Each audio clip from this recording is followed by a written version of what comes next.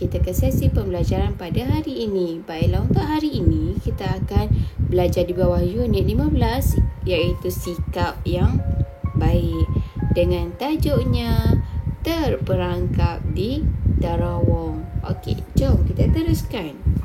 Baiklah, untuk hari ini objektif pembelajaran yang awak perlu capai adalah awak mesti boleh bercerita dan melengkapkan peta alik. Jadi yang pertama awak boleh bercerita dan yang kedua awak kena lengkapkan peta alik yang kita akan belajar pada hari ini. Okey, jom kita teruskan. Okey, sekarang cikgu nak awak semua buka buku teks muka surat 90 dan juga muka surat 91 yang ada gambar katak dan juga katak. Okey, tajuknya adalah terperangkap di terowong.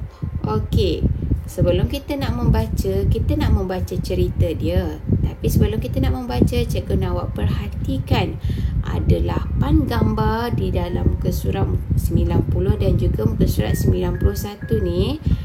Dan di setiap gambar dia ada nombor 1 sehingga 8. Kenapa cikgu suruh awak perhatikan? Kerana sebagai contoh, gambar nombor 1 dan nombor 2 dia berada di muka surat 90. Manakala gambar nombor 3, nombor 4 pula dia berada di muka surat 90. Jadi cikgu nak awak perhatikan, tengok yang mana nombor 1, 2, 3, 4, 5 sehinggalah nombor 8. Barulah kita boleh membaca cerita. Okey, dah sedia semua? Okey, jom kita membaca cerita terperangkap di terowong. Bermula dengan membaca tajuk. Okey, 1, 2, 3. Terperangkap di terowong. Sekumpulan katak masuk ke dalam terowong. Mereka mencari makanan. Mereka mendapat banyak makanan. Kita bahagikan sama rata, kata Tok Rontok, ketua mereka. Mereka hendak keluar dari terowong itu. Tiba-tiba tanah runtuh. Seekor katak tersepit di celah batu. Dia tidak dapat bergerak. Mari kita alihkan batu-batu ini, kata Tok Rontok. Katak-katak itu bekerjasama mengangkat batu. Mereka mengangkat katak yang cedera dengan pengusung.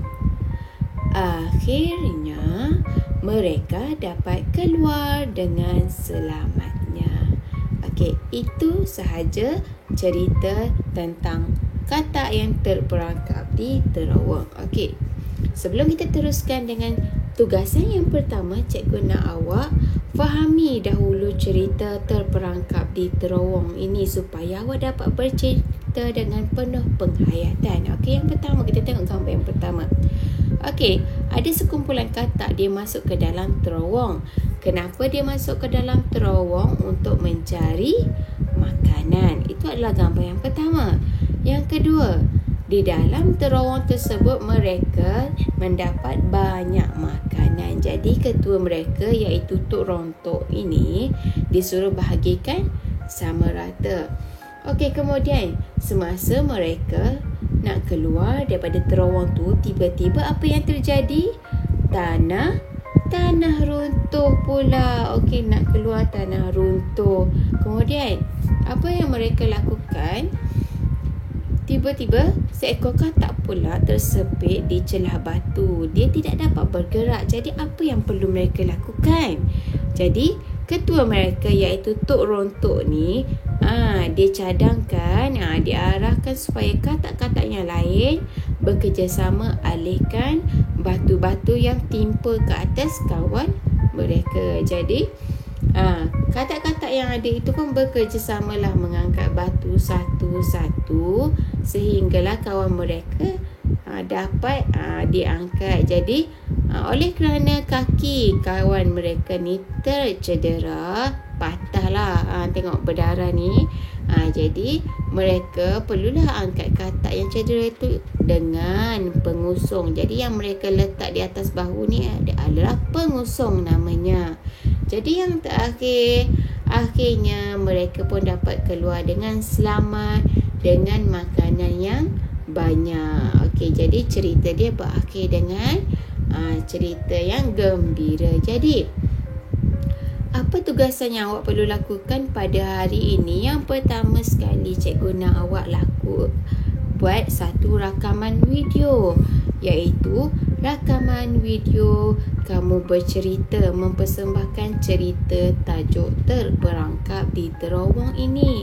Jadi cikgu nak awak ceritakan dengan kreativiti, dengan kreatif. Jadi awak boleh, awak nak pakai props ke, awak nak minta tolong adik-beradik ke, ayah atau ibu ke untuk masuk dalam video cerita awak itu. Okey, boleh.